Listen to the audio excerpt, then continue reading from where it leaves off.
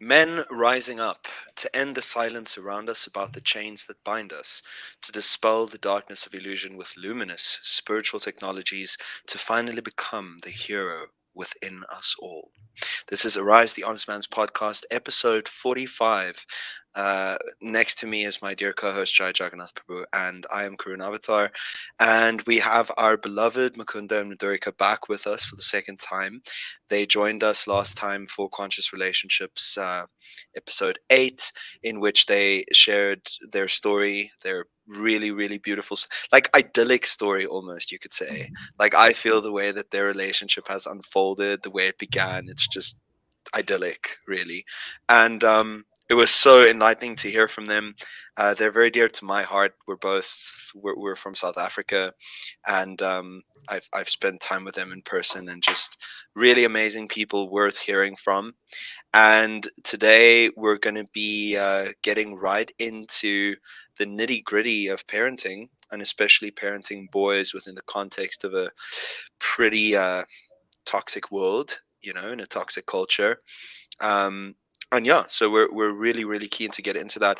Madhurika did tell us though that she had she reflected back on everything that we spoke about last time, and there was a few things that she felt she would have wanted to put out there. So I'm just gonna hand it over to her, and yeah, just tell us what you feel.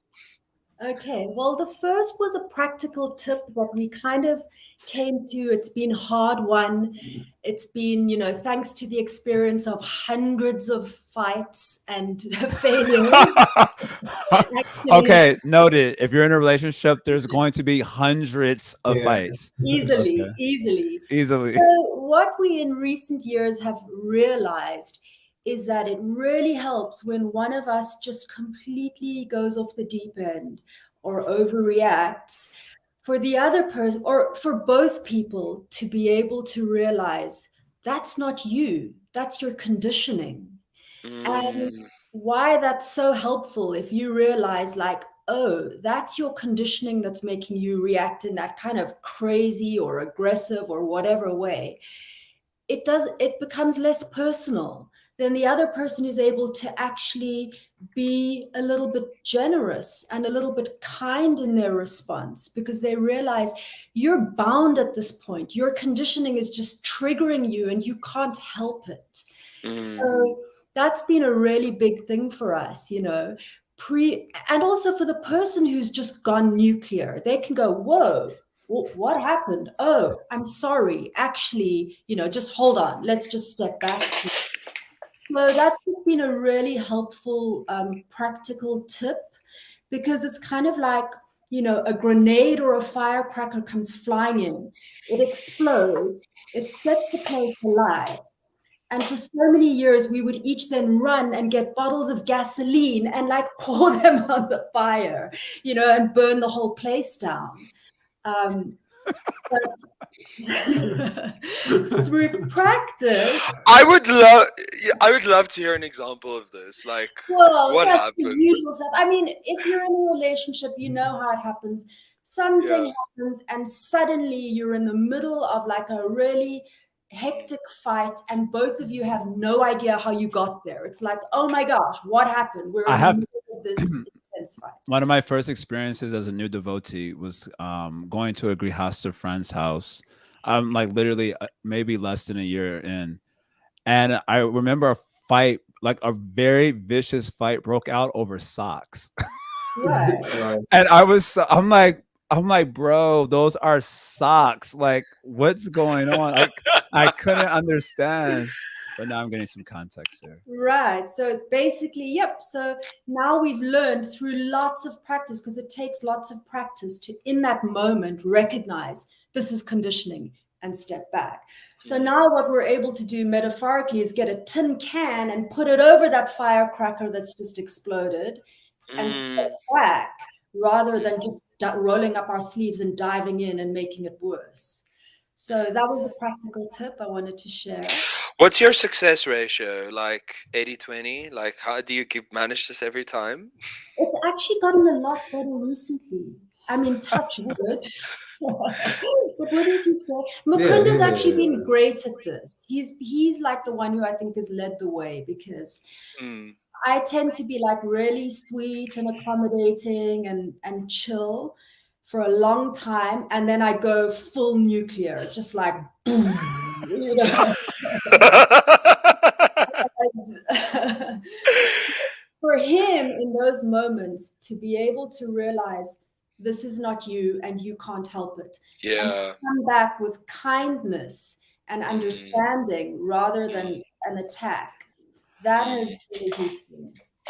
You know what comes up for me immediately? Just because I'm one of those, I'm like, I don't know which side of the brain it is, but I'm like very methodical. The topic is this. So my mind is just thinking like that. Don't mind me. But what comes up for me immediately is like, did this ever play itself out in front of your children?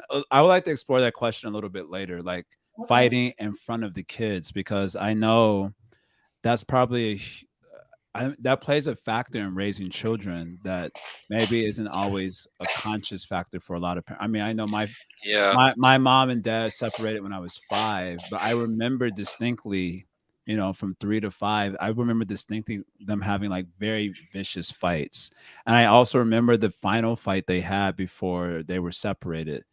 Like it's like imprinted on my mind, and I don't know in what ways that affected me growing up and affected my way Mm, of relating to people in general and authority figures specifically, because I do have a little bit of a recalcitrant streak that gets me into a lot of trouble. And I can't help but wonder how my childhood plays a factor into that. But maybe we can explore that question a little bit later. Since the topic is like raising children in general, but specifically raising boys. You guys raised 2 boys to men. I guess I want to hear about that experience w- first, just we like generically. w- sorry, we need to hear if Madhurika has any other points that she thought There about was that she'd one. like to. There was one. Oh, he has Yes. another. We'll come back to you. The other one is that there's this saying that I really love by a Buddhist teacher called Thich Nhat Hanh, which is that Yeah. if when we love without knowing how to love, we hurt the people that we love. And I think that's really profound. Oh my. Yeah. Yes. You know, we Yes. need to know how to love, and it's not just an emotion. Oh Basically, man. what that means is I need to learn to love and serve you in the Mm. way that you need to be loved.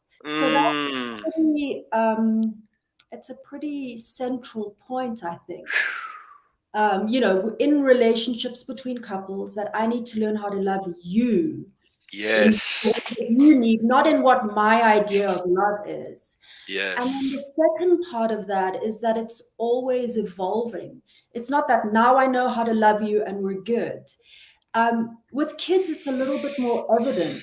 I need to figure out what does my newborn need. Then I need to figure out what does my 5-year-old need. How do I need to serve this person? I Mm. need to figure out what is, my 12-year-old, my 16-year-old.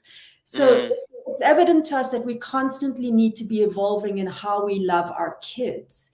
But the Mm. same is also true with our relationships, because our husband or our wife is going to be changing and growing and going through different things. So Mm. I'm going to need to learn how to love my husband, whatever he's going through. If he's going through a 2-year depression, or if he's lost his job, or, whatever, the circumstances are always going to change. And we're going to need to learn how to love them through that. Um, yeah, so that was what I wanted to share. And then there's just a little side point, which is that we need to be super discriminating about where we get our information from.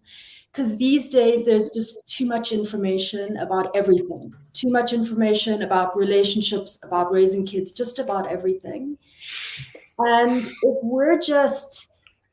we're not discriminating about the messages that we're absorbing, we're going to get led astray. So, like an example is that a lot of this information we see about relationships is the Instagram worthy pictures, the big moments, the romantic Yeah. engagement, the like message across the sky, the whole big gesture. So a Mm. lot of people, and maybe young people, are getting the impression that love is all of those big moments. But actually, kind of what we all discover is that it's lots and lots of just ordinary days. It's like ordinary life. It's almost like we're weaving a very big tapestry with just single threads. So there's going to be, many years where you're just living an ordinary life. You're taking care of each other. You're dealing with what comes along. That's not to say they can't be like beautiful and full of joy and love.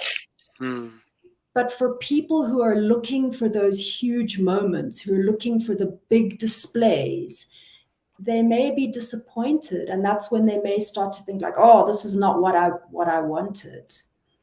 Yeah. So I guess what I'm saying is the expectation needs to be a little bit realistic of what a long life together actually looks like. You've kind of dropped some bombs here. Like, this could, both points you just made could be like single episode content. Yeah. But it's today's content, I guess. I have something else now from that question, and it's probably going to bridge into it. But be careful where you're consuming information.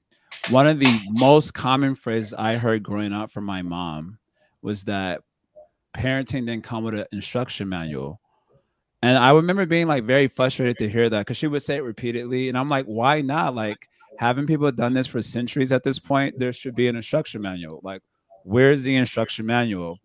And you're saying here to be careful where you consume information. So what comes up for me is I got raised in a very particular way that I'm personally speak about with great relish. It was definitely a stronger approach to parenting from a single parent also, but I loved it. Like, retrospectively, I thought it was great. I think she did a great job. And I see it's popular to take like a softer approach. At least that's becoming very popular. Like, let kids like parent themselves, be a little bit more gentle. The kids are just looking for a connection. You don't need to chastise. They're acting out. And okay, that's maybe one model that could work successfully also. And then there may be another model that's like a polar opposite that could also work. But as you say correctly, with so much information being out there and us consuming so much of it, it creates like a blindness, like when the light shines in your face and you can't see anything, even though it's light. It's too much light. So also too much information, and you're almost paralyzed on what method to follow to really be effective. So how do you guys navigate that in the beginning with children, since there's no instruction manual, it seems? How do you know what to accept and how to do it? You kind of mentioned in our last episode, but maybe we could start there. If y'all have some idea. You want to start? Yeah. Well, I mean, we made mistakes. And I think, well, there was one, our midwife, she told us a certain technique how to deal with Nitai's crying. It's like the swaddling thing. And then in hindsight, and it's actually a minefield, the newborn stuff. And the parents, you're super bewildered. And it's like this shiny new thing to have a perfect. I mean, the way someone probably parents the first kid versus their fourth is just a whole nother world. The fourth one is like, they probably don't even know where the kid is half the time. But with your first child, it's disproportionately. Yeah, you don't have a very big world. Your perspective's not so great. You want to do everything right, and everything's kind of unknown and bewildering. And normally there's sleep deprivation, and normally it's shocking. Your wife's just been through a pregnancy, maybe it's a cesarean. It's like it's pretty traumatic all around. And you want to do it right. So, and then if a kid crying, a baby crying is a very horrible thing. It's distressing the heart. And some kids have colic and they just cry and cry and cry. And then they're red in the face. It's actually quite intense. I mean, of course, they're very cute, and that's why they survive. without that shouty cuteness, it's very intense. Oh But man. I remember we definitely, like in hindsight, we would have done things differently. So we made the mistakes. Can I just Yeah. cut in? I think part of the reason why we made some of the mistakes is that we didn't grow, we weren't coming from a community. Like I had never been around babies, as an adult. I'd just never been around babies and kids. Whereas if you're growing up and living in a community where, the women a few years older than you, they start having babies, you hang out with them, you kind of see how it all goes. And there are Yeah. lots of grandmas who you can get advice from. I think a Yeah. lot of that bewilderment gets mitigated. And that's Right. the ideal, really, if you're learning from other more experienced moms. Yeah. And I think we didn't have that. We did have Mukunda's parents, and his mom's a wonderful, mom and grandma. So that helped. So I think what I would suggest is, the advice, or not maybe advice, but the example and being around, exposure to other moms, kids, older families. It just gives you that perspective, which you don't have if you're alone with a newborn and you're completely bewildered. I love that point. Like it takes a village to raise a child, not Very- only to raise, but to be prepared to raise a child. Yeah. And also to look after the mom. Yeah. Like Yeah. here we have an amazing system. When someone gives birth, then usually immediately a meal train is set up, and practically for a month, different devotees go and they drop off prasadam at that home. So there's this whole idea of we'll all help to nurture and support this family that's just, had a baby. Beautiful. Beautiful. Can I just return to you were saying about the different approaches? So we were very Right. bewildered initially. I think as they became toddlers, we felt a little bit more up to the job. And then there is a thing that, as I mentioned last time, we have different approaches. It's not always easy as parents. You may have different ideas on, what to do, how to do things. So that was definitely a point of conflict. I think that our approach has been, every parent wants to do what's best for their child, and generally it's coming from a place of love. We wanted our kids to be well adjusted, to grow up with social skills, that they would be able to have good relationships across the board with older people, younger people, peers, even, people who are not their friends, or just broadly speaking, good social skills, and to be confident and competent. So, we've constantly been trying to evaluate what we do and see, well, is this good for my child? Does it seem to be the right thing? Mukunda Prabhu, I'm really interested in your experience as a dad right in the beginning when Nitai was first born. That sort of like potential conflict between like being in the provider role and having to like take care of stuff like outside the house financially, or having that take up your time, but then seeing Madhurika having a newborn and wanting to be involved with that, and like just like that balance. Like how did you experience that? I have a unique situation where I don't work that much. It's a creative field. It's either feast or famine, and normally there's a lot of periods of famine. So I was fortunate. I say fortunate, but there were problems that I was around a lot.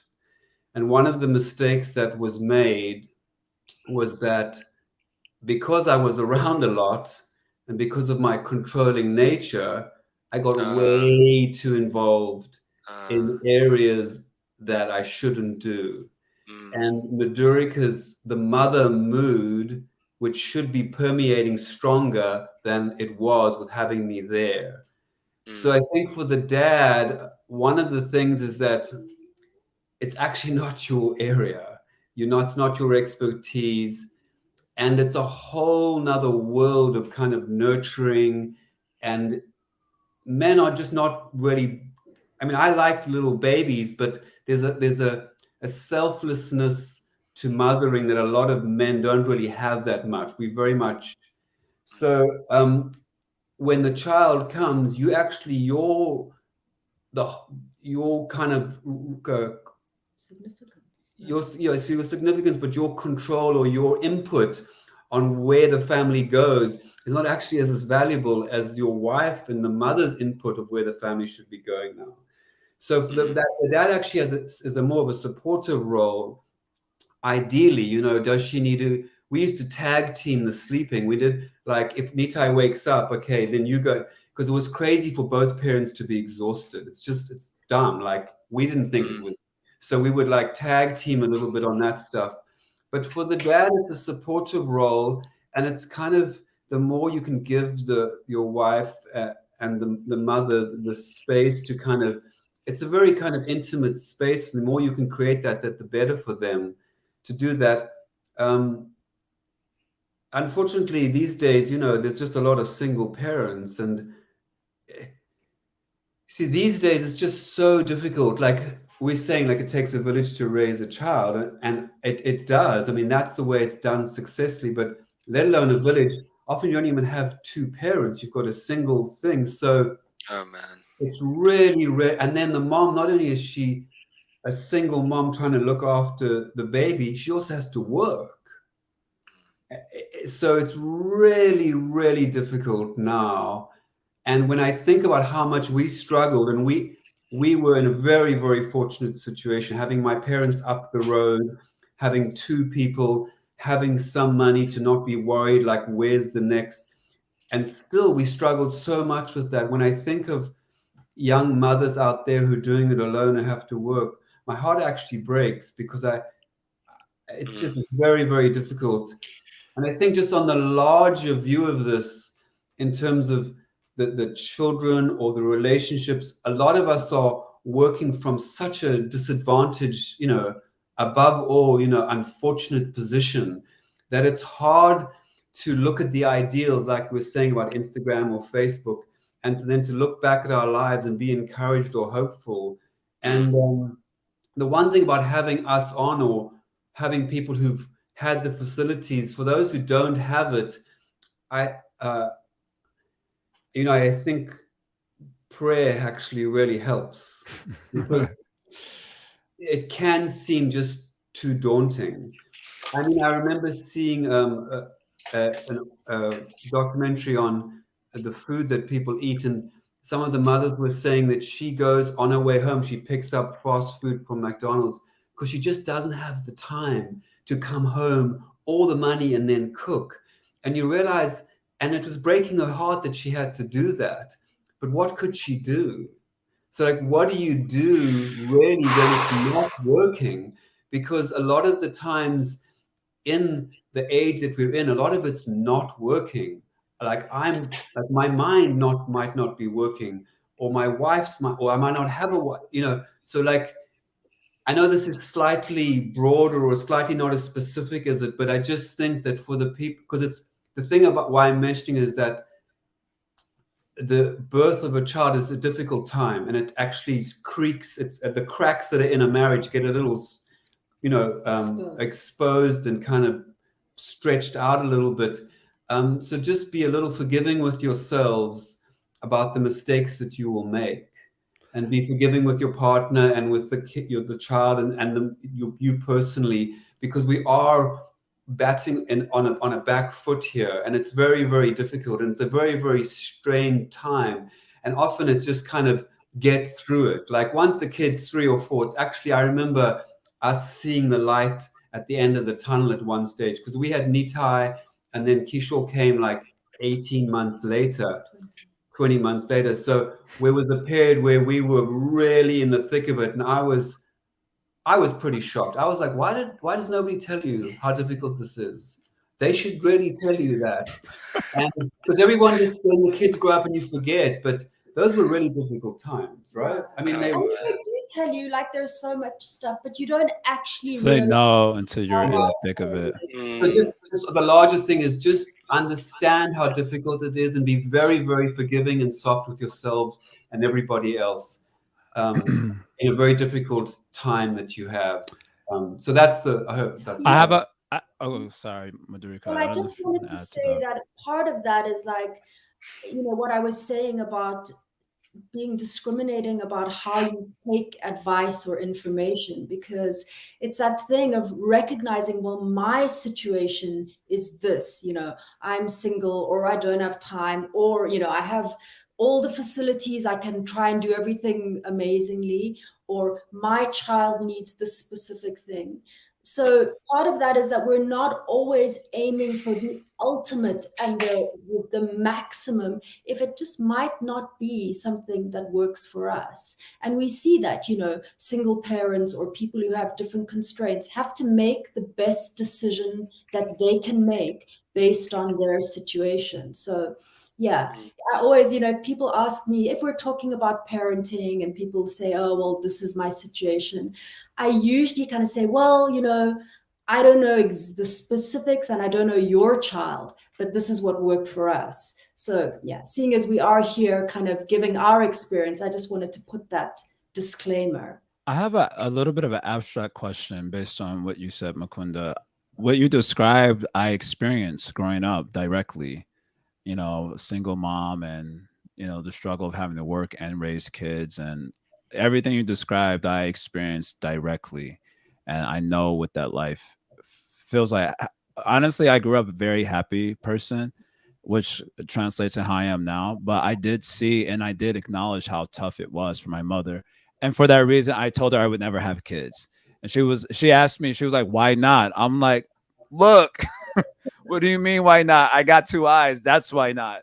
But I had a question. It's a little bit abstract, but we always hear about the need of a mother's love, and it makes sense to me. First of all, it makes sense to me, period. But it makes more sense to me the importance of a mother's love, especially in those beginning years, like up to maybe teenage year, or but then it seems like the father's love plays a similar critical role later, especially in a boy's life. And if the boys don't get that type of love at that later juncture, then they're kind of entering a world unprepared. And I was just this, like I said, this is a little bit of an abstract question, but have you guys noticed this dynamic just yet with your own boys? I know I didn't grow up with my father. I rarely saw him. I can count on one hand how many times I saw him. And then I joined the ashram. One person who lived in the ashram, he happened to know my father growing up. So he told my father, saw him a couple of more times, but never really established a relationship. Now I'm moving toward the later part of my 30s. We're just going to leave it at that. And I see there's almost like a biological push to like connect with the father. And interestingly enough, he's also been reaching out to me a lot more.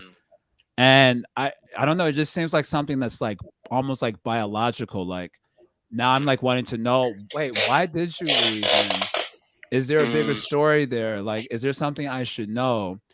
And anyway, that got me all messed up for a year. And I remember thinking, everyone always talks about how critical a mother's love is. But I'm like, but what about the father's love? It seems like there's something that's more critical than just he's the provider, which can be like still an abstract position. Like, okay, that's just that guy that pays the bills. Is he the dad or not? That doesn't matter. It seems like there's something more that's critical, particularly in a boy's life, maybe as he's getting older. I don't know. Like I said, it's kind of abstract, but I'm curious about it because I'm kind of experiencing that a little bit Sure. personally, I guess. I do think that the mother and child bond I do think it's way more crucial. I just think, particularly in those formative years, Right. I mean, mainly. And then I think, to answer the question from my side, I think we need all the love that we can get, from everybody that we can get it. And father is an important part of that. And I think the father does a very important role. And that role, I think, I mean, we can get into the details of what that role is, but I definitely think that the mother bond with the child is just crucial for that early foundation. And if that's there and that's 100%. strong, and you see your dad once every 6 months or whatever, I think I do think it's a slightly different role that doesn't require as much time together. I don't think it actually does. And I think it can, yeah, but I think that the mother role is super crucial on that. However, we have definitely seen in our boys' lives that, at a certain age, I don't know what, even way before the teenage years, they're looking for that role model. They're looking for that person. See, okay, this is what it is to be a man. Yeah. It definitely becomes more pronounced when they hit that adolescent phase of, searching for identity. Am I like this? Am I like that? Am I going to be a soccer star? Am I going to be a, whatever? But they're definitely looking for those, for the role model. So that's an important aspect. And I think also they're just absorbing what it is to be a man in a family, what it is to, what is the relationship between the father and the mother. All of that kind of stuff is providing information which they're unconsciously absorbing. Right. Yeah. So, I mean, so specifically boys and dads, the one thing that the dad's giving the boys, exactly as you say, well, what is it to be a male in the world? Which is, they cannot get that from the mother that much. So which brings us to a larger thing, is that one of the most valuable things that I can do for my boys is provide for them an example of what it is to be a man in the world, what they Absolutely. should actually be, because they watch, and they see my example of how I treat Madhurika, of how I treat the world, of how I treat our property, of all those things. How I'm moving through the world is their first guru and their first teacher about how is that done, and they see that and they see, oh, he did that wrong or he did that right. So that is a very, very valuable thing, and it's actually a hard thing because they take that, my example and my behavior and action, way more deeper than what I say to them. If I'm 100%. having a And dad moment and I'm like, oh, no, no, they're like, whatever. But if they see me be kind to Madhurika or do some yeah, serving prasad at the temple, they seeing yeah. that, and that's super valuable for the dad. That's what the dad does. That the primary role is to provide that example of how to behave in the world. And them taking all of that in on such a deep level, they may not even be conscious of that, and it may be sort of like, you absorb it, but it's only maybe a little bit later on that it becomes like that you become consciously aware of what you learned and didn't learn from your dad. I mean, I'm I'm a decade out of my teenage years now, and just kind of reflecting back to that own period in my life. It's only really now for me that I'm starting to look back at that time and see what I got and what I didn't get, and how that had shaped me. And I just want to amplify Mukunda Prabhu's point. Like, reflecting back, I feel like the biggest things that I needed from my dad was showing me how it's done, certainly, and like and then but then also just like acceptance, and encouraging me to express myself, like how in whichever way I want to, or whatever is authentic for me. I that actually brings me to something, is that, and those are the two core things. And thinking back to my own experience, like, that's what I felt I missed the most, and those are the two most important things. So kind of like allowing your children to express themselves authentically, like as they are, and then just accepting them and loving them for whatever that may be, like. And just in my own kind of prospective vision of fatherhood, that's what I'm trying to prepare myself to do. And I was just wondering, like, what you guys think about those two particular things as core grounding values of parenthood, and if perhaps you'd want to elaborate and bring in some other elements of what you feel like the most essential thing is that kids need to receive. Can I interject real quick just before that? I think this is an awesome question, and I 100% resonate with that. The need for like acceptance and validation and not getting that. I mean, you get that from the mom, but I have to admit, at a certain point, it's like that's my mom. That's like her duty.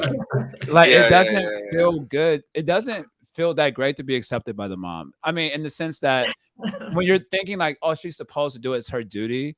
So I just really resonate with that so much, like the need for like validation, like male validation, and not having it from the father. You look at it for like your peers maybe or whoever, some nonsense people. I think in the discussion on how gangs develop, this is one of the major talking points of how gangs become so popular. They don't have that male validation from elders who are in respectable positions. So they look at from equals, like a Lord of the Flies sort of thing.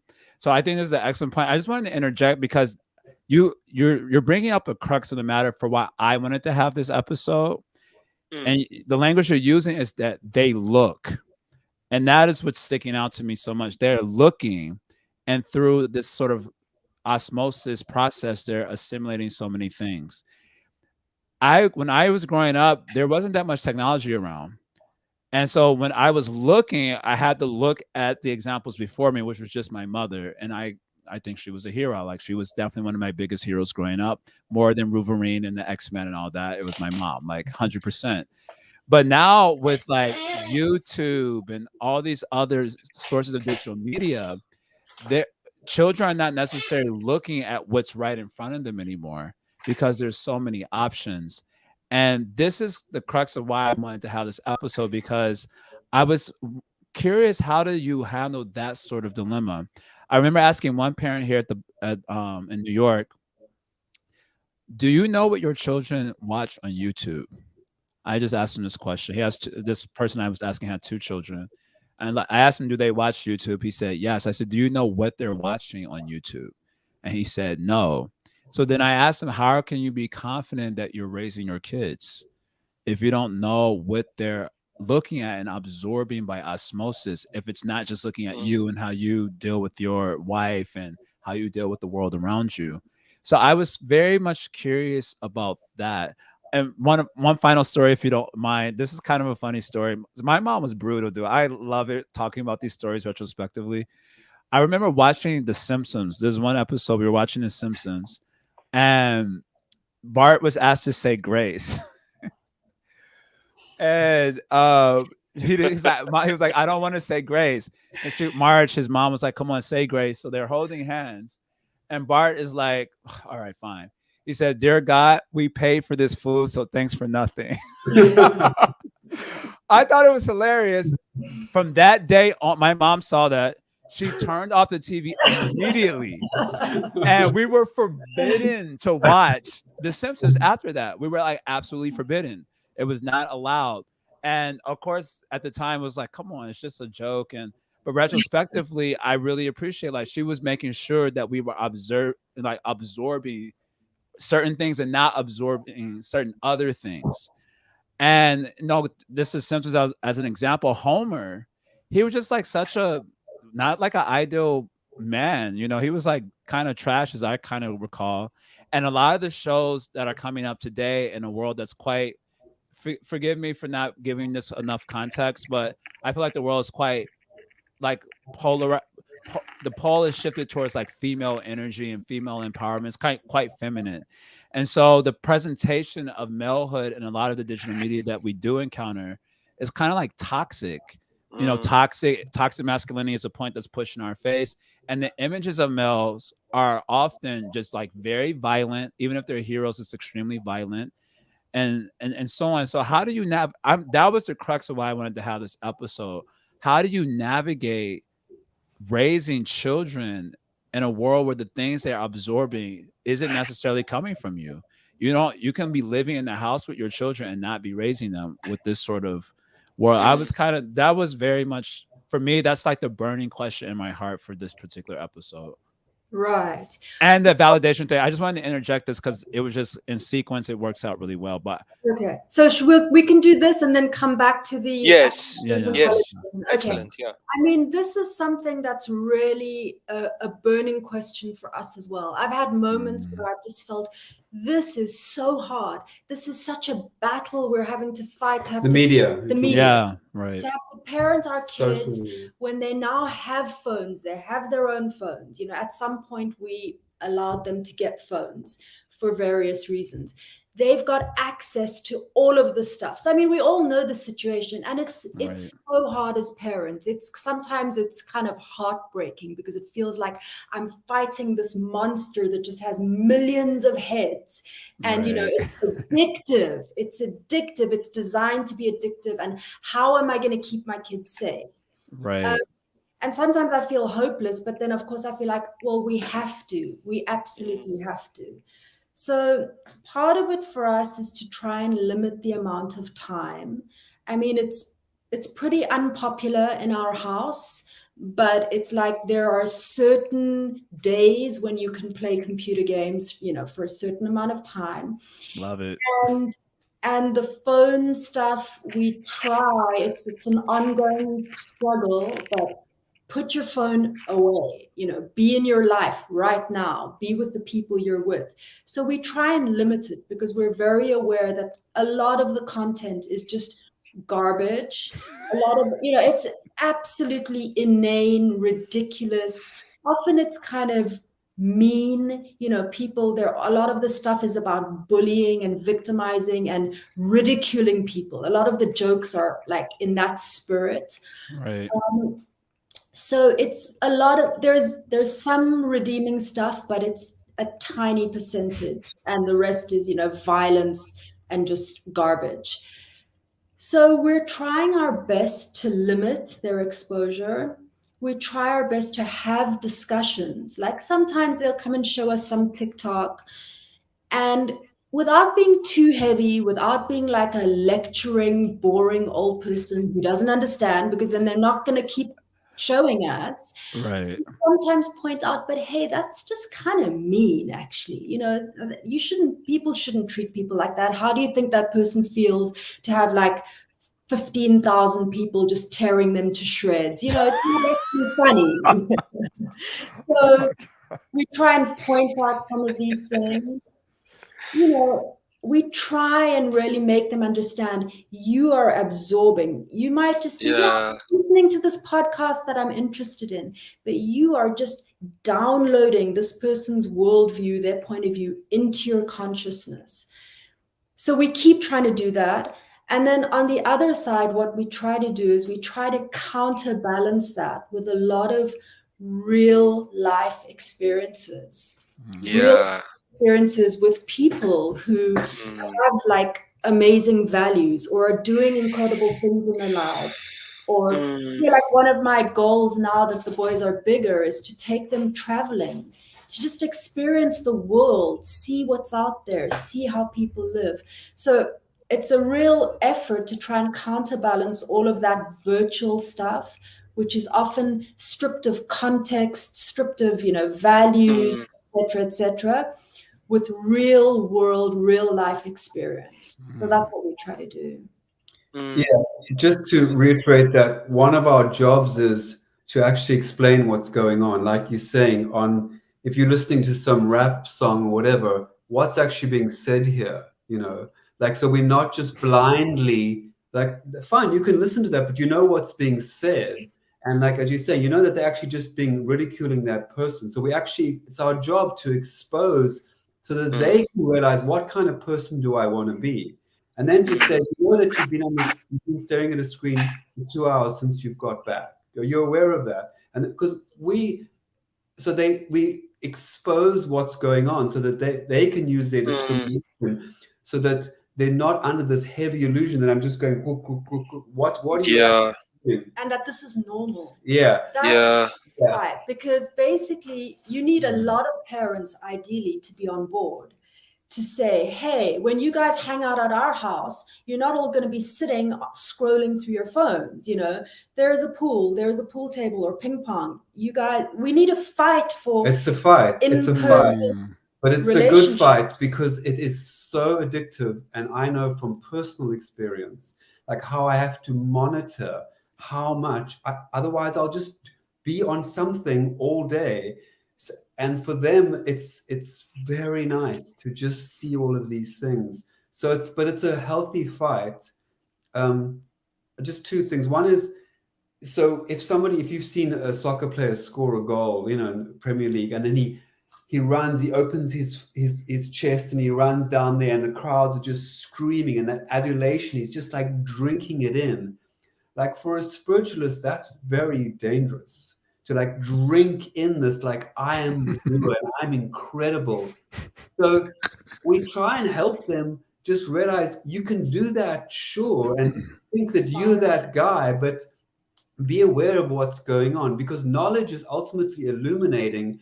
And devotee kids, they're pretty smart. They take it, they get it. But it's sometimes our job to kind of be the dream crusher on the Instagram post of this beautiful person with the perfect lighting and the makeup and the cinematographer and the wardrobe person and the props person. So we just like trying to expose that. And I think it's our job to do that. But then on the other thing is, like, if you take everything away, you have to provide the alternative. Like Prabhupada said, you can't just ask the kid to sit in the corner and be quiet. And that engaging, like the guru has to engage the disciple, the teacher has to engage the student, and the parent has to engage the child. That is tiring and exhausting, but it's necessary, because you can't just say, get off your phone. Like, you can't, because then what are they going to do? Then they're just going to wait till you're not around and get back. Provide the healthy engagement, whether it's the sports or whether it's eating or whether it's Keisha's bus tour that they go on or something. So that I understand is not easy to always know what to do or how to do it. But you have to be realistic. You can't just say no. I'm sorry. I'm just sorry. My mom is just like, all the ways that she trained me is like flashing before my eyes right now. And I'm just really appreciating. I remember like rap music. There was no question listening to rap music in the house. Like absolutely not. And I remember being like having some attraction to rap music, and my mom having me like explain the words to her. And then they're calling a woman this, a woman that, and she was like, "So are you talking to me like that?" It's intense. These days, it's intense. I mean, I sound so old and I hate myself for this, going on about the rap music, but no, rap is ghetto. That needs to be called out. Today's rap. There was a version of it that was healthier, I think. If I can just say one other point on this. So, I mean, we'll get to that acceptance thing. So there's also a point when males, I mean, we'll just talk about the boys, when the boys get a little old, and me drawing hard lines won't work anymore. Right. This won't work. And because they say if you rule by love, when they are free to leave, they will come back because it was loving. If you rule by force, and that's the dominant position as the father, which I could dominate, and I have. I'm stronger than them. I'm more intelligent than them. I have the money. I have the car. So if you rule that way, as soon as they can get those things themselves, they're going to bail. So it's a tricky balance to know. Sometimes you have to I mean, our kids, I don't know, I think they may hear, but so like my older boy, he really likes to listen to music, and it's just the earphones are in there all the time. And it's just like constantly like information, like where's the peace? But if you push too hard, you will break something.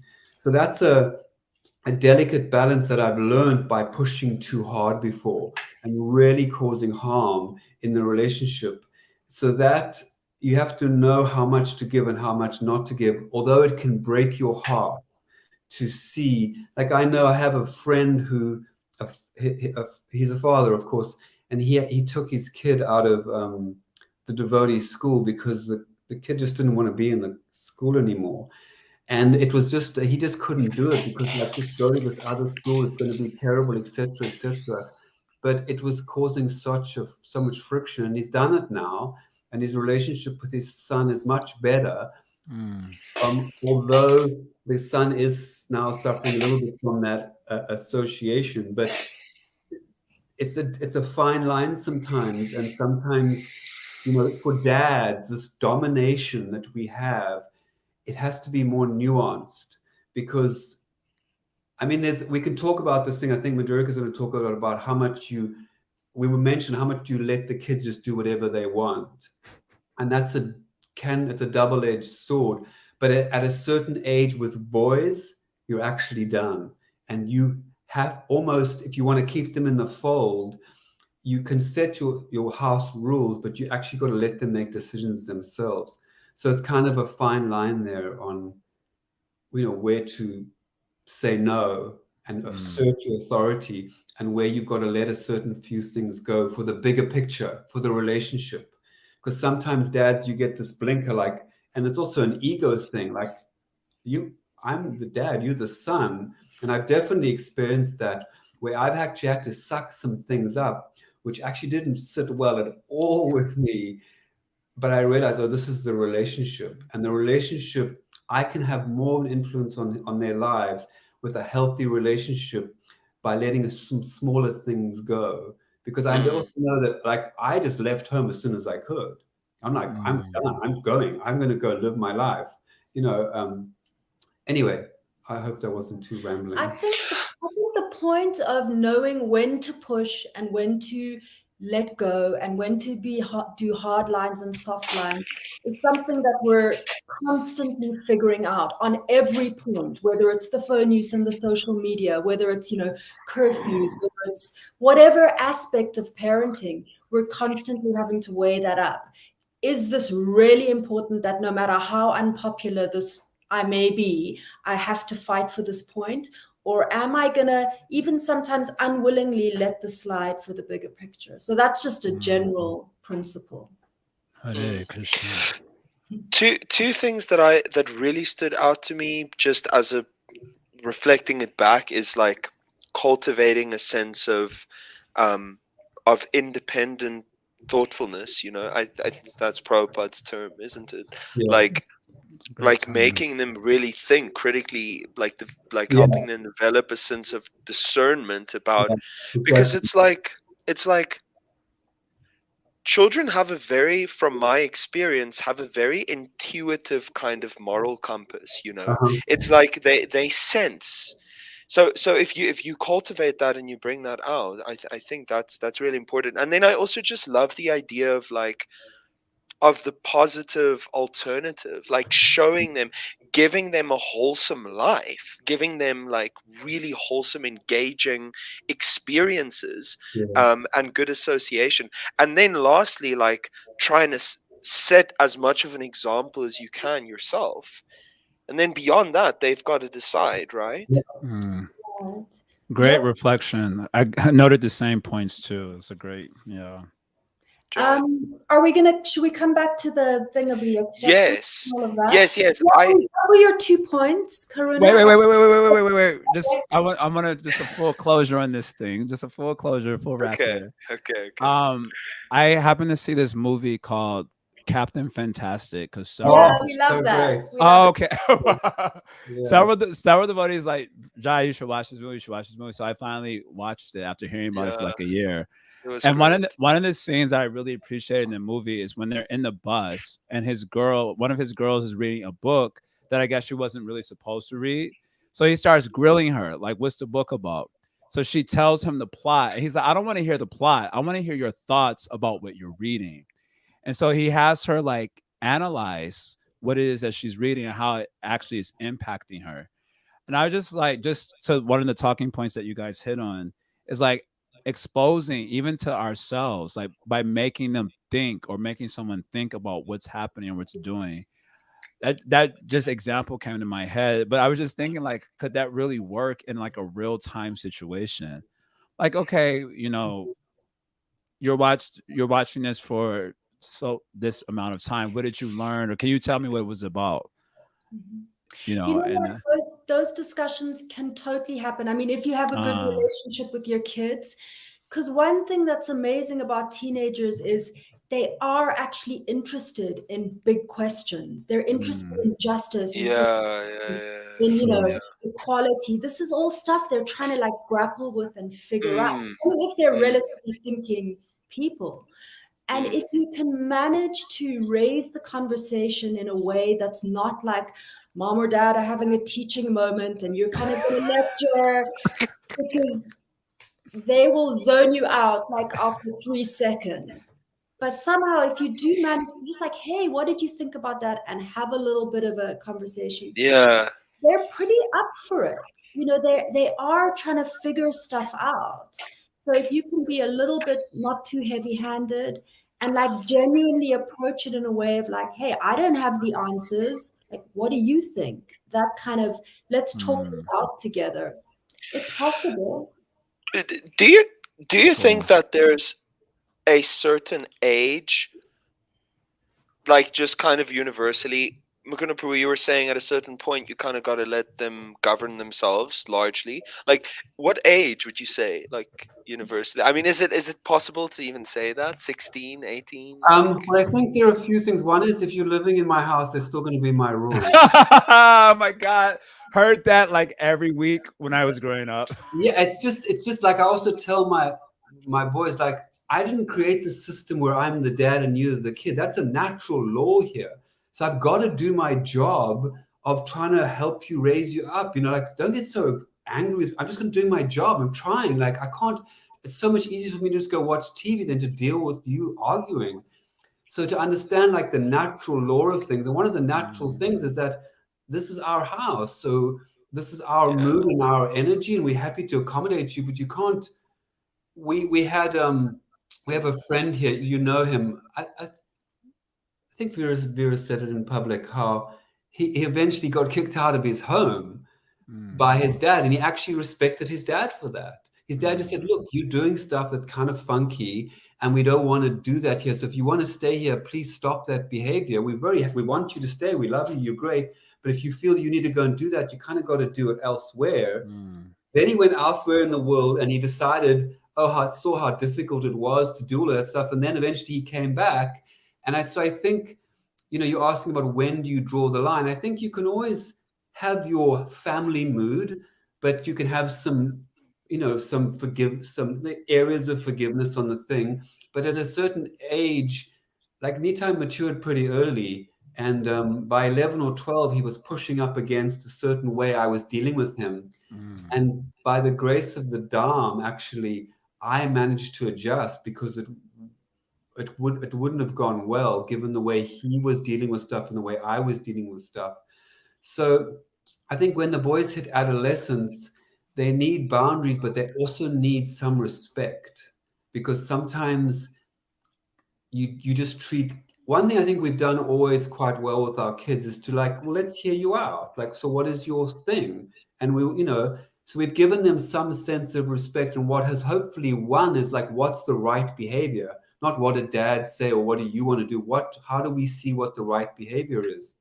So I think once adolescents come, they need a bit of room to say their piece, and you can back off a Mm, little bit, but subtly you can still be kind of controlling the environment. mm, It's not exactly an age. I would say adolescence.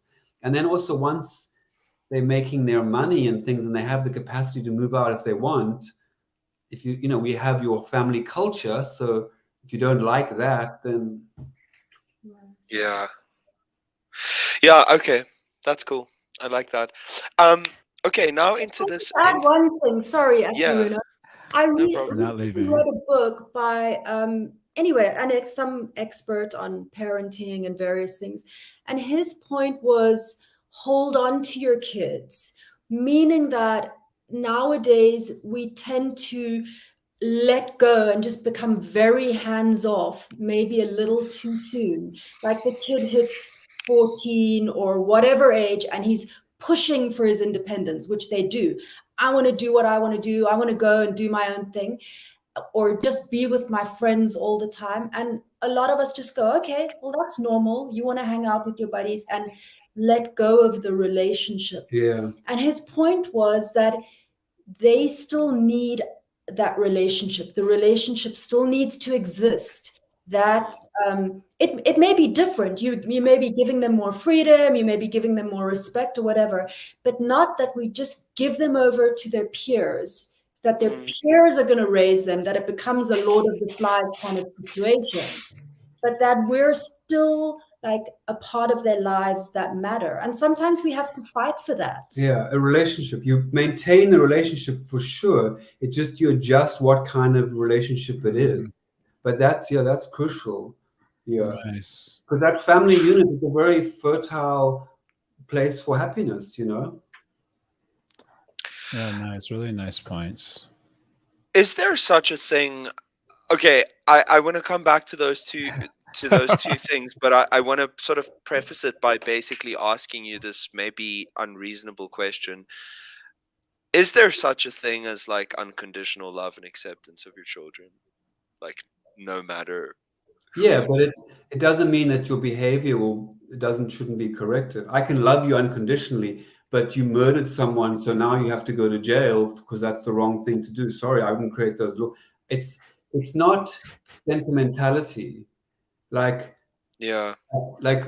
one thing that we're talking about, that acceptance. So what I would like to cultivate with the kids is I accept you and love you unconditionally no matter what you do. That being said, there's right behavior and wrong behavior has consequences, and right behavior has consequences. And say wrong behavior means I'm upset that you have chosen to do that, or right behavior means I'm very proud and happy. So that's just the laws of the land, that the sooner, like the dad's job kind of a little bit is to be, it's to like, it's not to withhold, but like, hey, you got to do right behavior here. You're not doing right behavior. I'm pointing it out. You're a man. Like, do right behavior. So it doesn't mean that. So to try do it in such a way that you're not judging who they are or like shaming the person. Just, I get it. You made the wrong mistake here.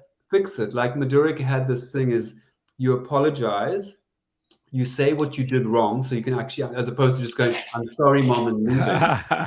Oh, I'm sorry that I spilt the milk and then I didn't bother to clean it up. And next time I will clean it up. So then you start to create, like, it's just knowledge and truth about behavior and what's right and what's wrong. The next time the milk's there was a discussion about it. Oh, I did it again. Oh, you did it again. So it's, as opposed, as what you're saying, it's maintaining the relationship through, in this stage of parent and child. It's making the effort to maintain the relationship.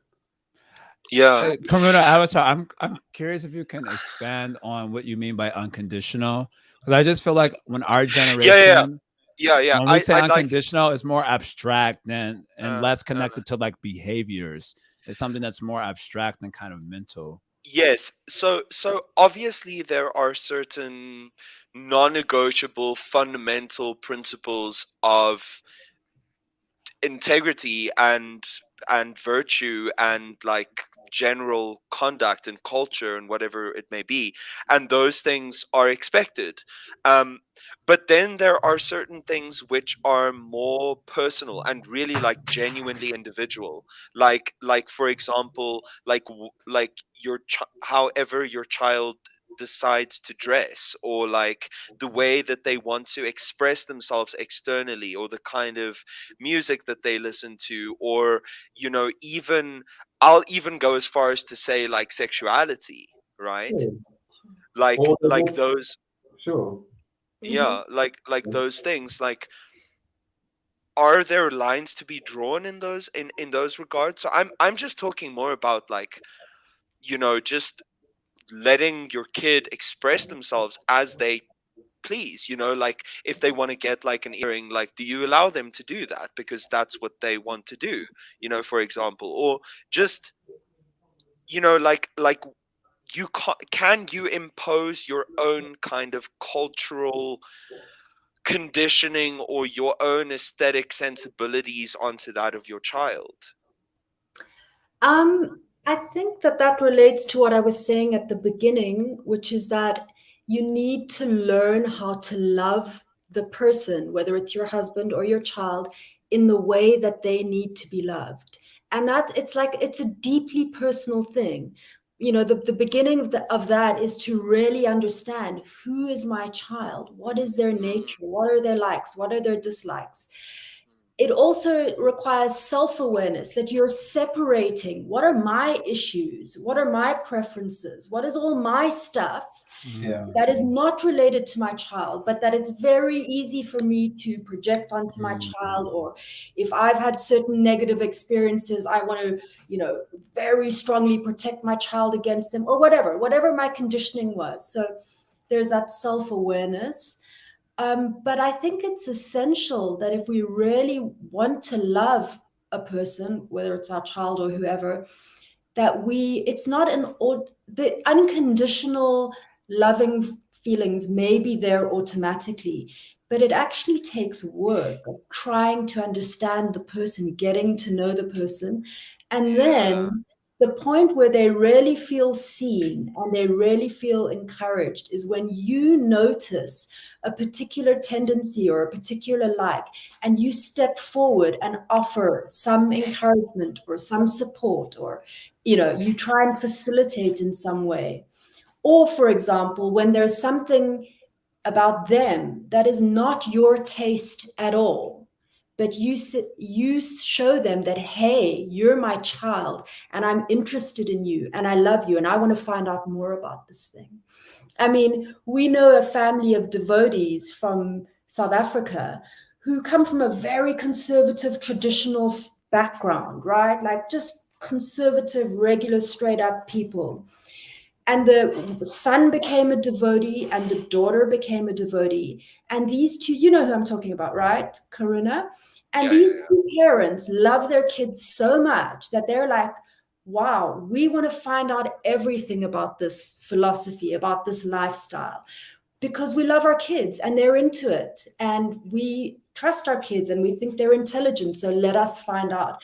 And it was quite mind-blowing to see how open-minded they were and open-hearted because of the love of their kids. And since then, the mom became a devotee. All of them have gone to Mayapur, etc., etc.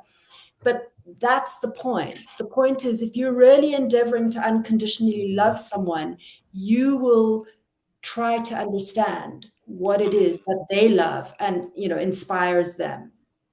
That was a perfect answer, Jai. I'm glad Well, just to say, for my struggle, just living up to what Madhurika's just said, because part of the difficulty was in me was real, because you feel like you got to be a dad, you got to correct, right? You got to like get in there. Oh, you whatever, correcting, doing this thing that's wrong, and so where does correcting come in with acceptance? And the larger thing that I've learned is that they have their own karma, their own destiny, and I can provide an environment, but ultimately, very early on, actually, they're going to be learning by themselves from their behavior of things. So I've definitely leaned a little bit more towards where Madhurika is speaking of, that you accept and you kind of love them wherever they're at and whatever their need, and let life will correct them. Yes. It's and you can be the support where they go to. I mean, up to a point, up to a reasonable point. Yeah. My child is drinking and driving, I'm definitely going to say, hey, this is dangerous, please stop. Well, there is this discussion about boundaries. You brought it up, Jai, about how these days parenting seems to have moved towards a very so we can talk about that permissive, if you guys want. that seems to be the most popular or the most dominant way of parenting, is very permissive, and I want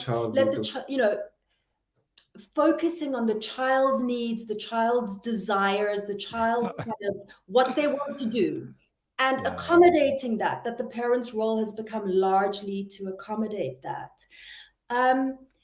And it's pretty interesting because I happen to watch a couple of podcasts and read a couple of articles that were speaking about, kids are so have so many issues. They have so much anxiety. They have so much depression, suicidal thoughts, all of that. Some of them were about kids in general. Some of them were specifically about boys. And a lot of the data was from before the pandemic. So it's not just specifically related to what we've just gone through, although that has amplified it. But basically, the point is like kids are not coping. They're not doing well. And, some of the people were saying, we need to teach them coping skills. We need to do this. We need to do that. But not that many people were kind of asking, why are they not coping? And then there was one study pointing to some data that suggested that the parenting styles, recent, parenting styles, are not actually helping kids. And that the idea was that by having kids that we never say no to, that we kind of let do whatever they want, and that we just try our best to accommodate, it's not giving us happier kids who are better able to cope with life. So there was the study pointing out that by constantly accommodating kids and trying to remove any difficulty from their life, any obstacle, any pushback, so that they never have to basically tolerate any discomfort or come up against anything in life, is creating kids who have a lot of anxiety. And I think part of the reason is that it's kind of you're preparing them for a false life that doesn't exist. You're a tiny little jiva. You're not Krishna. You can't get whatever you want. Unfortunately, in life, it's just not going to happen that everything goes your way and that life is perfect, because that's just not reality. So when we're raising kids in such a way that we just remove any obstacle, any difficulty, and never let them struggle a little bit and try to figure things out, we end up with kids who are anxious because they realize, I don't really know how to cope with life. And that struggle, there's a kind of common analogy that if a bird's struggling to get out of the shell and you help it, that bird is actually going to be weaker and maybe not survive. Because you've helped it, but part of its process is that it needs to struggle. So I kind of looked it up. I was like, is this for real, or is this just one of those things? And apparently it is for real. Part of the thing of struggling is to get the blood pumping enough so that when they're out of the shell, that's going to keep them warm until they can kind of, get started. So the point is that when kids don't ever have to struggle or have any difficulty, it leaves them feeling fragile. It doesn't help them be stronger and more confident. So how do you discerningly inundate or like sprinkle some difficulty and challenge and whatever? Very interesting. No, because actually at one point, we realized like, wow, our kids have quite a cushy life. They, are living quite a cushy life. And we also noticed that when we'd spend time in India, and it forced us to all tolerate the weather and the noise and the dust and the crowds, building that tolerance muscle actually made us happier people. It made us just happier. It was like clear as day. But then we were like, okay, are we going to no one's going to artificially create discomfort for their kid. No one's going to do that. But life is it's inevitably going to send some discomforts or disappointments or losses or whatever your kid's way. Exactly. And then if we let them, if it's like, oh, we have to wait, the place is only opening in 40 minutes. If we let our kids experience that discomfort, let them experience, disappointment or whatever, and build their tolerance, we're doing them a big favor. But if we go, oh my gosh, the place is only opening in 40 minutes. Everyone, let's go and get an ice cream because my kid can't wait and be bored for 40 minutes. we're not helping. Yeah. Or if my kid gets in the car and we're going on a 2-hour drive and immediately everyone's on their screens, because we can't just be in a car and chill. We can't tolerate boredom or discomfort or any of those things. We're not helping our kids at all. Yeah, on the larger portion of it, suffering is actually a rite of passage in the material world, which is meant to get you towards enlightenment. And if we keep going around trying to patch up and kind of, put cushions over everything in case my child ever experiences suffering, we're not actually giving them that desire for them to look around and go, you know what, they're not going to aspire for the great thing. We're actually taking away the value of this world. Unfortunately, it's like that. Yeah, and then hearing what Madhurika mentioned about that, you are seeing weaker, less resilient kids, and it's from this kind of ease and comfort that's just everywhere now. No one can handle. It's very hard to see your child suffer. I know nobody likes that, gosh, but to talk them through it and to help them through it makes them stronger and more capable the next time that thing comes along, as opposed to no suffering. Let's get an ice cream because you had to wait 10 minutes. I think part of it is that people understand there's a lot of psychological awareness, which is a good thing. People are aware of emotions, people are aware of trauma and all of that kind of stuff. But some parents have the idea that any kind of adversity is bad and I need to shield my child from it. But actually, some adversity is helpful.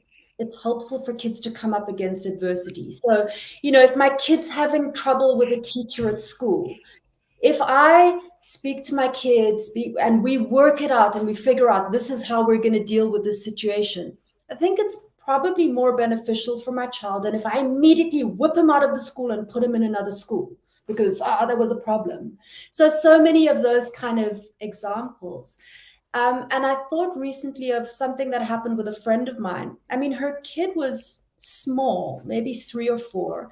They came to visit us, and her daughter just fell in love with these medals that my son had won at some sports event. She loved the medals. She wanted them. She wanted to have them. She wanted to keep them.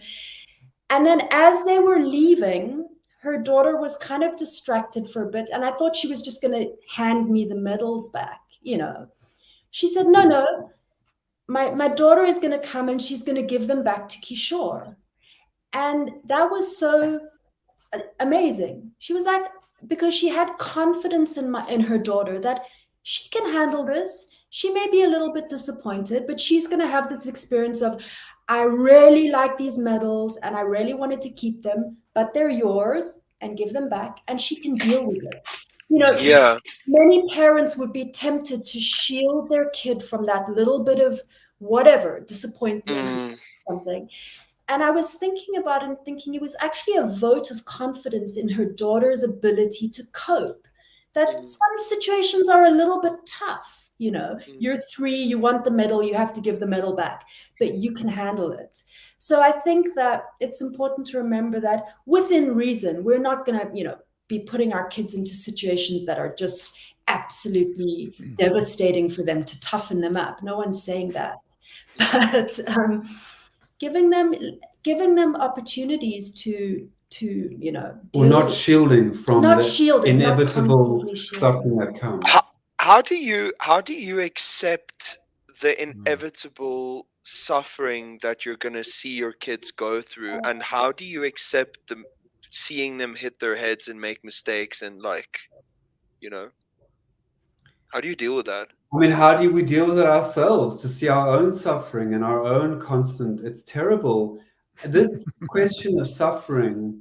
But it's way easier to hit your own head and learn your own lessons than it is to watch someone you love when you know better, having to go through that, hit their head, get hurt, whatever.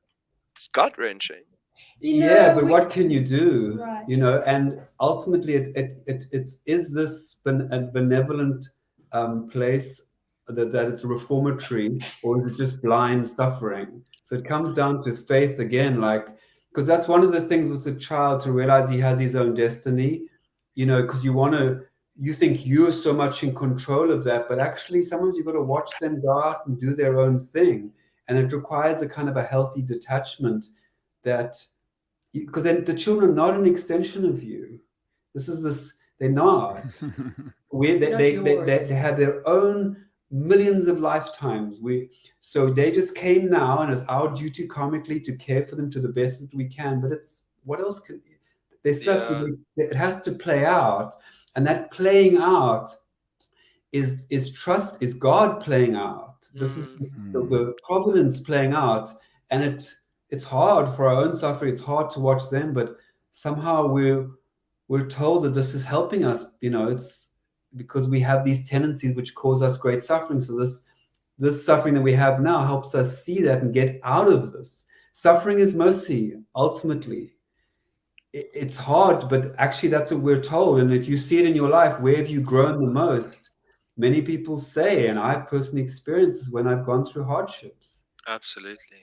I'm feeling this. Say though that we haven't experienced that so much yet. Our kids are only 16 and 14. Their ability or their capacity to make big mistakes that cause them suffering has been mitigated by the fact that they're still living with us and we have some control. So right. But even to not make it into a team or to whatever, it's you I feel that conditioned pang when I see my kids suffer, but my intelligence knows this is sentimental. Yeah. I have to say, I suffered a lot from the very beginning. And some children, like hearing what you guys are saying, absolutely beautiful, 100% resonating with it full time. And I think people also, as you're saying, the karmic element, a lot of children, like those who, let's say, grow up in Alachua, for example, they're in a relatively privileged position where they don't have to encounter suffering. And so this sort of discussion becomes rather abstract, whereas some of us, we grew up in a little bit of a less privileged position where suffering was in your face daily. And so, like my mom, for example, she didn't have a lot of things she didn't have time to negotiate nuances. There just isn't time for that negotiation. She's got to look for the most efficient process for getting the point across that's going to help me in the long run. Right. And if that meant a leather belt, it meant a leather belt. Like it wasn't always a leather belt, but it was often a leather belt in the beginning years. Yeah. And as I got older, just hearing what you guys were saying earlier, I saw that there were boundaries that were clear, and there was like an imposition. This is my house. As long as you're going in my house, I heard that regularly. But as I got older, I could see that my mom respected my intelligence score. Oh, hey, bro, no. we lost you for a second, but you're back. You're back. It's okay. Am I? Yeah, you're back. Yes. It's okay. Oh, sorry. I'm like in the middle of a point that you were saying that my mom respected your intelligence. She respected my intelligence. So although there was like heavy imposition in the atmosphere and I couldn't cross certain lines, and it could have felt like an impinging on my freedom of expression. Seeing that I would feel that way, she would engage me in conversation. And because she respected my intelligence. So she would engage like, okay, these are the boundaries that we're working in, but I see this is really bothering you. And you're bringing it up a lot. So let's have a conversation about it. And yeah, I mean, yeah, she is definitely one of my heroes. Like she did a good job, I think. And just hearing how you were talking about it just reminded me of that. Like, yeah, there's gonna be some suffering, even the suffering of the imposition of being in my house. Sure. But I see this as bothering you. Let's have a conversation about it. And if you can articulate yourself in a way that's decently compelling, then my mom would she would adjust certain things if I was able to articulate why I wanted to express myself in this. Okay, that seems reasonable. I can make an adjustment there. So I just kind of see like that dynamic. It's like it seems like there's a lot of conversations that has to happen. I'm like, if you have to really parent good just from this conversation, I'm like, when do you have time for like so many other things? Yeah, that's actually one of the senior devotees who was teaching at the Gurukul. He said, I spend so much time just hearing them out and talking. But they said they'll walk around the field and the guy would talk and talk and talk and talk. It's a part of the package. You just have to let it, it has to get spoken about again and again. Somehow we really jump on that point magically, prompted by Karuna Avatar's question. But he did have this acceptance, and I guess it was part of it, and No, validation it was point. pretty much addressed. It was pretty much Yeah. addressed. Uh, Yeah, you This got to know the principle versus the details. So if you love your kid and you're going to help him, if he wants to get like, I mean, if you want to get an earring, like, it does the school allow it, or But then if you're in your home and you go look at your wife, well, what's the problem if he does? Like, is it a breaking like a family kind of cultural principle, or is it just a guy expressing himself?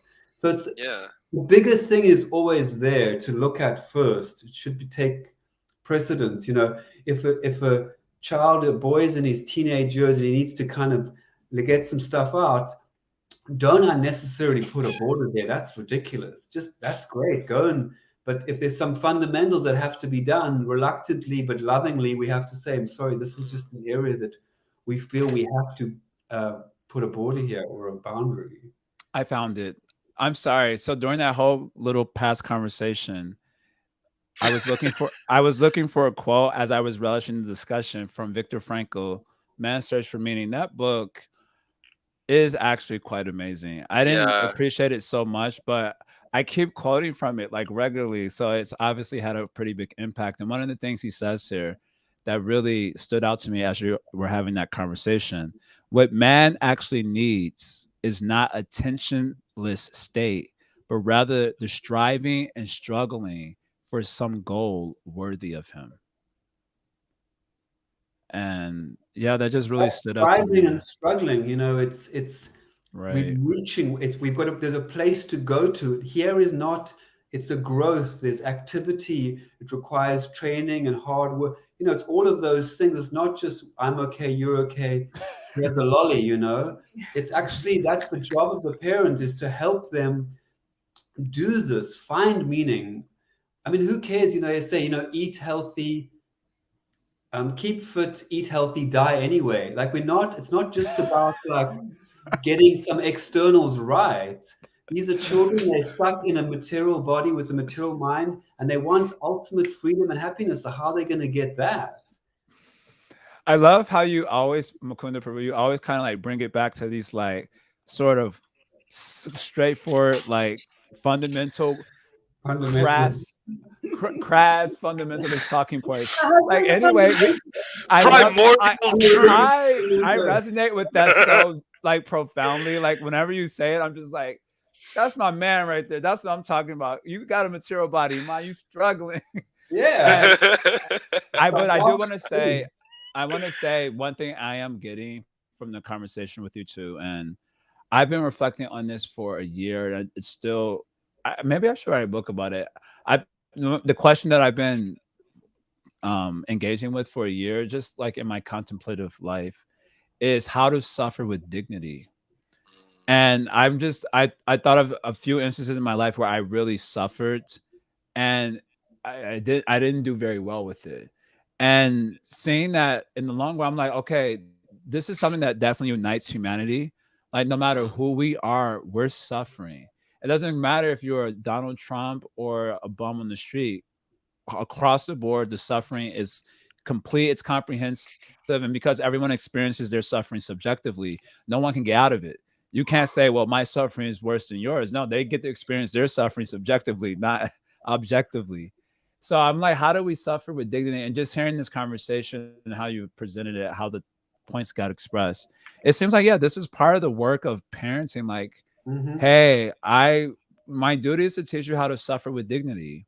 Like suffering is inevitable, and maybe I'll be the cause of it inadvertently or maybe on purpose in certain circumstances if it calls for it.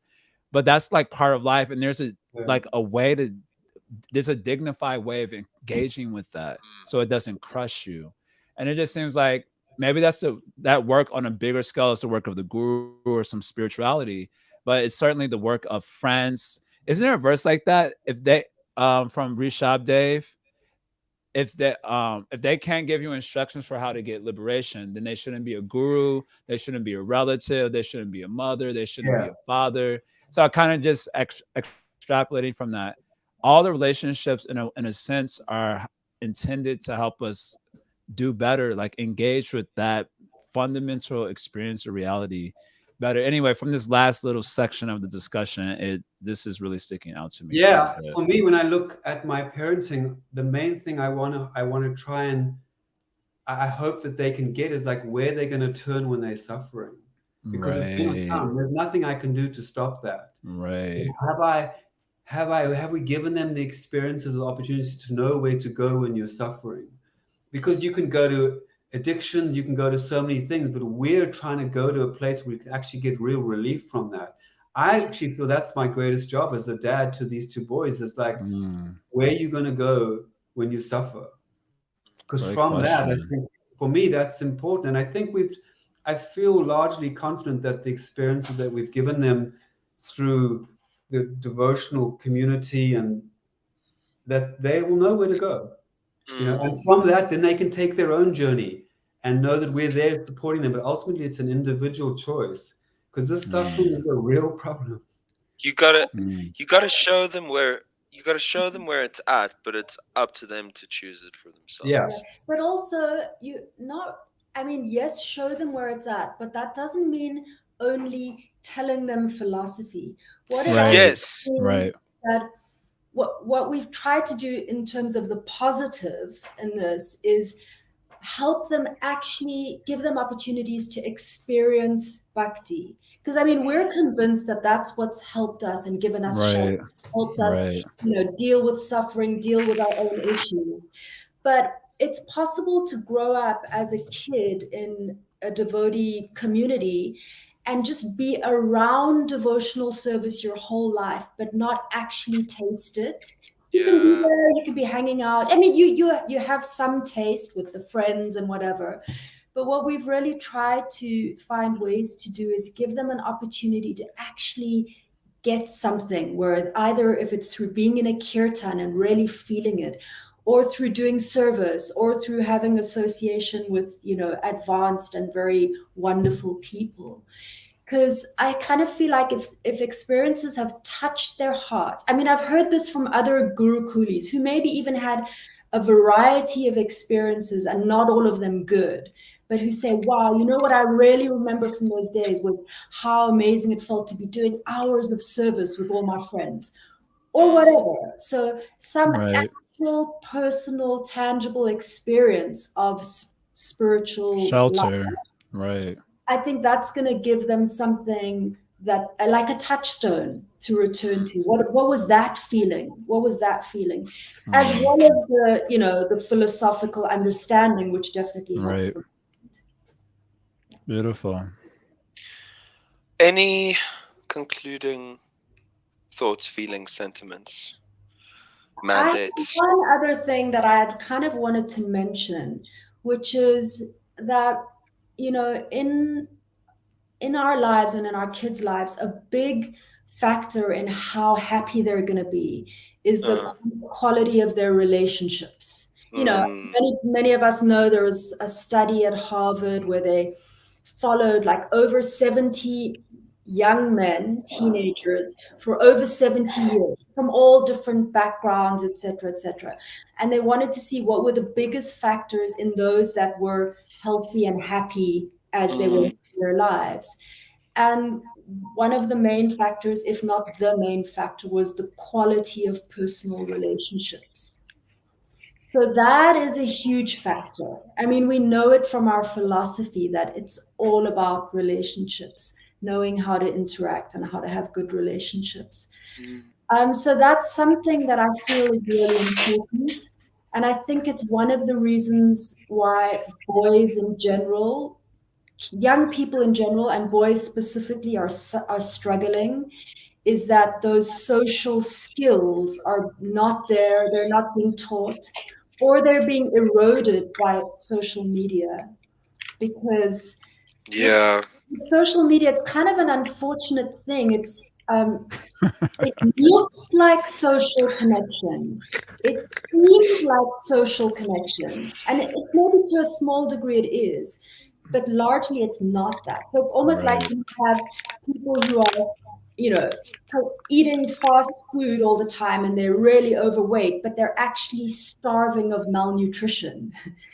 they're getting what looks like food, but it's not the thing. So I think that because so many kids are getting what looks like social connection through media, and they're losing the ability or the taste for actual real relationships, they're losing that ability. So that's also another contributing factor to anxiety and failure to launch and kids not wanting to go to school and whatever, is that they just are not taught the social skills, how to speak to an actual real person, not just that when you don't like the conversation anymore, you just check down your phone, leave the conversation.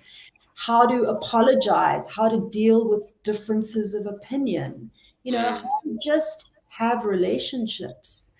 So that's a big deal. And we try to focus on that our kids have not just relationships with a bunch of their friends who are the same as them, and we're completely dismissive of anyone else, older people, different people, younger people, but that they actually have a broad social context, and that they know how to relate to people. The 6 loving exchanges, all of that, it's for real. It's not just some boring thing in Shastra. These are things that have been, figured out by Yeah. people who really understood. I mean, Yeah. it's pretty interesting. Like a lot of the Chaitanya Charitamrita and a lot of the stories, it's all these like very subtle and nuanced details about how different people deal with each other in different situations, and drawing out the relationships, the love, the different moods. So that's like a whole world of subtlety and richness that is being pretty much lost to, atrophy. young people who it's just, hey, what's up, and then the other person replies, GTG, gotta go. And that was the conversation, you know. So yeah, for me, that's important, that I know that for kids to be happy, they need to have good relationships, and to try and let them experience, let them observe what are loving relationships. How do we do it? How do we invite people? How do we serve people? How do we deal with people? Beautiful. Mukunda Prabhu, final thoughts? Well said, Madhurika. Yeah. Thank you. For sure. Well, Thank y'all Judge so Jagannath Prabhu, much. any Hey, final? I don't have any final thoughts. I have final appreciation. I thank y'all both for your work of, raising 2 boys, and the work that you're doing in the community with education, and just being, it seems like outstanding individuals that I will do well to meet in person, maybe sooner Yes, than you will. later. Yes. I said this probably last episode, or I certainly said it on my Facebook post about this episode, that for me now, the highest form of activism is raising good kids. Yeah. I'm in New York City, so I see literally every other day like some form of activism is going on. I'm over it. It's insufferable often. It obviously comes for me, it appears to come from a place of like privilege and just like pettiness, and like y'all didn't suffer enough when you were young, so now you get to complain about it. Because I suffered a lot growing up. Like, y'all need to chill out. So I find it very off-putting when I'm walking around the city, and that you see it literally everywhere at all the parks. Something's going on all the time. And then it finally occurred to me, the reason there's probably so many problems is because we're not like good people. Like, we probably weren't raised properly. There's something going on there. So I really have come to conclude that I think the highest form of activism is just raising good kids. And whenever I like my appreciation for parenthood, I was in the ashram for 13 years, so I was like, Agree House, the ashram, that's all Maya, prison house, haha, this, that. And now having traveled a lot and just observing parents and how they're fighting this fight and challenge, I'm just like, and like so much reverence of just parenthood. And I'm in reverence of you two also, that wow, this is such a great work for the world. Even just like this small thing, but its impact is literally global. Just raising good kids, and my appreciation for parenthood is.